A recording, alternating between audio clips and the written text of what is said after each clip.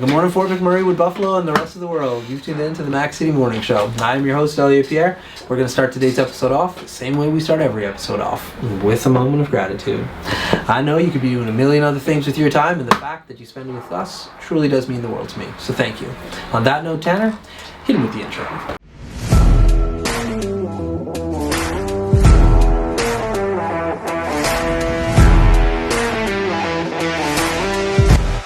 How's it going, you guys? It's Jake White, JJW, coming at you from Norrell Toyota in Fort McMurray. Just wanted to say hi and come on down, check the place out.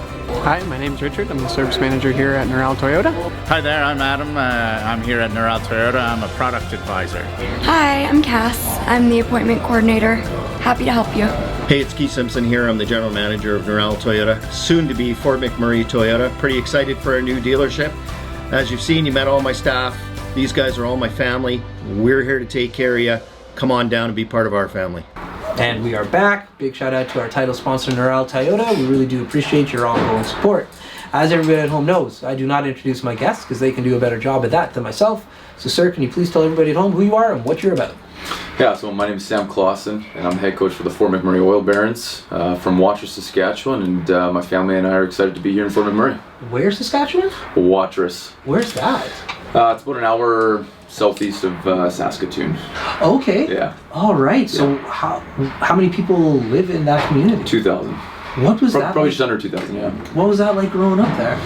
I mean, it's a small town, yeah. So I grew up on a farm, so actually 20 minutes outside of Watrous, but Watrous is where I went to school and played my minor hockey. Very thankful for my small town upbringing. Yeah. I think it's definitely a different experience than what folks do in the city. Not one is better than the other, but they're just different experiences for sure. No doubt. And I still love getting back there in the summers or at Christmas time, and I love my kids to get to experience that. Mainly the farm. I think it's great for them. That's cool. Yeah. What kind of farm? My family does cattle and grain. Back when I was growing up, it was also pigs as well. But my brothers have since gotten rid of the pigs and focused more on cattle and grain. When it comes to farming, talk to me about some of the technological leaps that you have seen in your lifetime. Well, I think probably the biggest thing when it comes to grain farming is just the use of GPS and then the ability to to assess what your land needs in terms of what's going to help your crop grow the best. Mm-hmm. And so farmers know exactly how much nitrogen to put down or exactly how much potassium, whatever it is. That's pretty impressive technology. And then obviously tractors and combines running off of GPS helps with your efficiency. So I think that's probably the most impressive advancements. Yeah, it's wild. I went to do drone training. And I met up with a bunch of farmers, and then they invited me to like a party afterwards. Then they were just all talking farming, and they had this one guy. He's a pig farmer. Yeah. And he was explaining how he had this fence that like now moved. Okay. So he wasn't required to go in and like move the fence all the time. Right. And like they had another one who was like, yeah, I'm flying this drone because it has this like certain lens on it, so it can tell me exactly what I need to do. And I was just sitting there because like as somebody who's not from a farm background, all I know is EIEIO. Right? And so, but then when I sat down with these guys and I heard about the technology in farming, it blew my mind. Yeah. No, it's definitely not the EIEIO that we all grow up in the kids' books reading about anymore. It's far more advanced and Expensive. Expensive for sure, absolutely. Mm-hmm. Yeah. My brothers, they work hard, but they also have some good technology that makes the job a bit easier for sure. Yeah. So how big is your family? Your brother, you said you have brothers. Yeah, so I grew up, I have 3 brothers. Okay. 3? So there's 4 of you. Yeah, so mom and dad and 4 boys. Shout out to mom. Yeah, no doubt. Big shout out to mom, for sure. And are they all hockey players like yourself, or were you? Yeah, we all grew up playing hockey. It was me and my youngest brother that probably took it a bit more serious and went further with it. Interesting. Yeah. And so when you grow up on a farm, like you said, you're outside of the town. Watrous, yeah. So you're helping with the farm, I'm assuming. Yeah. And how are you getting to your friend's house? How are you seeing people when you're literally like out there? Yeah, that's a good question. I think, when I was younger, it was a family rule that we didn't get to hang out with friends during the week because we were just out on the farm, and that was the reality of being out there. My parents would drive us in on the weekends to hang out with friends, or we were so busy with sport activities as well. So we did, we got our social, social through our sports during the week. Then obviously when I got my driver's license, things changed, gave me a bit more freedom. I feel like I got the best of both worlds. I got that social aspect of being in town on the weekends or through sporting activities, but also got the farm experience where you grow up with dirt bikes and quads, and you learn how to work at a young age and earn some money and do the hard things, I think. No doubt. That's cool. So when you transitioned into playing hockey and you had to now travel away, what was that like? Because obviously close-knit family, you're not seeing anybody for 5 days out of the week really, to then have to move into an environment where you don't have that built-in group. What was that like? So I moved away from home when I was 16. That's when I moved to Saskatoon to play Major AAA, is what it was called at that time. Okay. And for me, my personality it was pretty easy, and my parents were still an hour away, so it was easy for them to get into Saskatoon to watch games or to check in on me if they needed to. So it wasn't until, and I was actually fortunate enough to play my junior hockey in Saskatoon as well. I played for the Saskatoon Blades, so I was always close to family and friends. So that move wasn't that big of an adjustment. It wasn't until I started my pro career that, all of a sudden we're living in South Carolina or Connecticut or Germany, then it obviously changes things. But at that point I'm an adult and I was ready to take on the world. So let's talk about that. Where did hockey take you?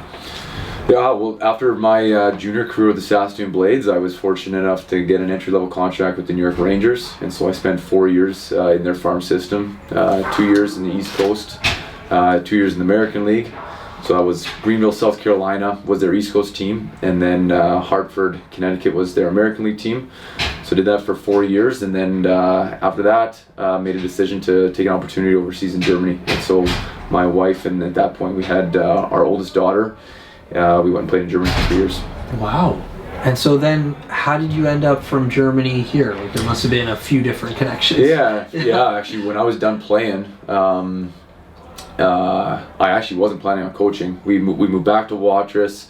Long story short, I tried a few different things, just didn't really figure out what I wanted to do, more of a long-term fit, and so we moved from Watrous to Saskatoon, and then it was in Saskatoon where I got a phone call to coach out in a small town at a hockey academy by Moose Jaw, Saskatchewan. Okay. So we as a family moved out to Moose Jaw area there. I coached there for 3 years and loved it, and had some success there, and that's what opened up the opportunity to come here to Fort McMurray. Very cool. So hockey culture in Canada is a thing. Yeah. We spoke to one of your players from America, so he's explaining a little bit about that.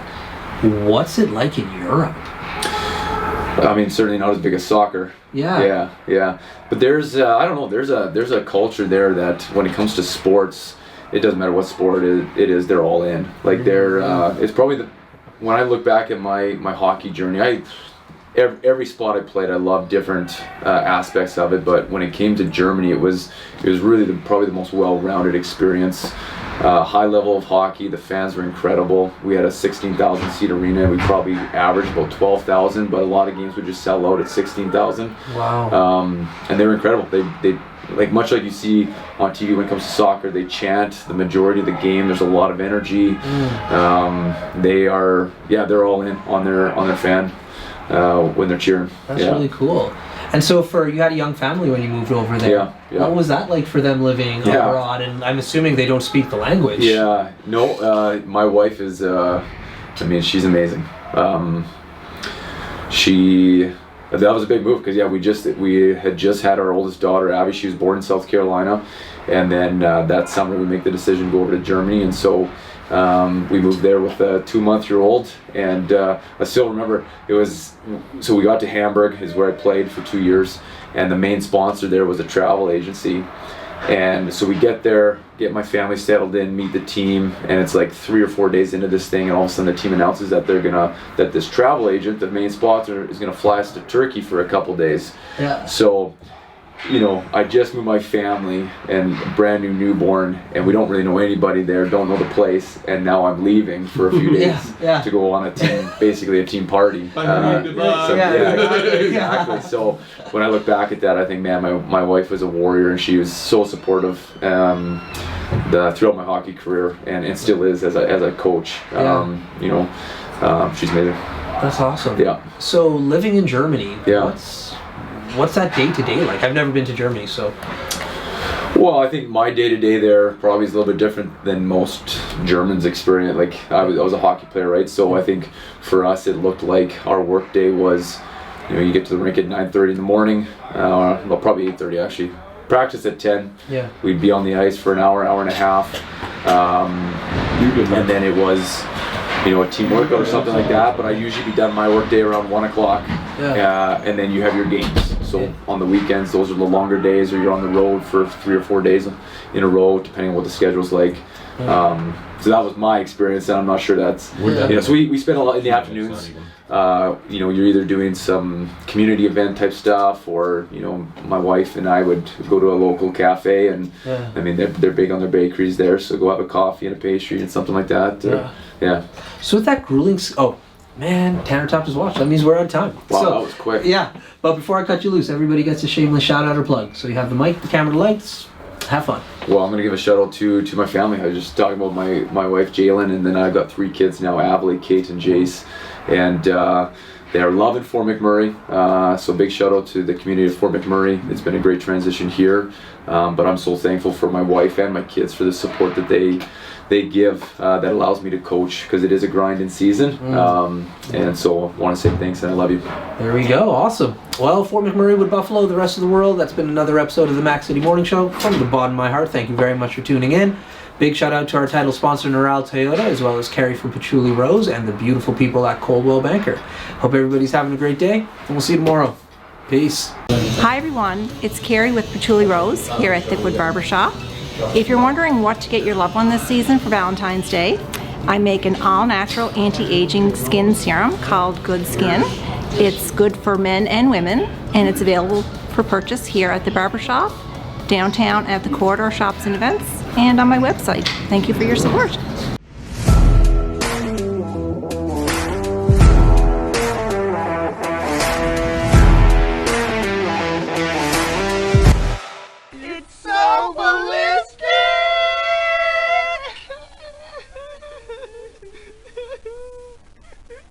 Talk about quenching your ugly thirst.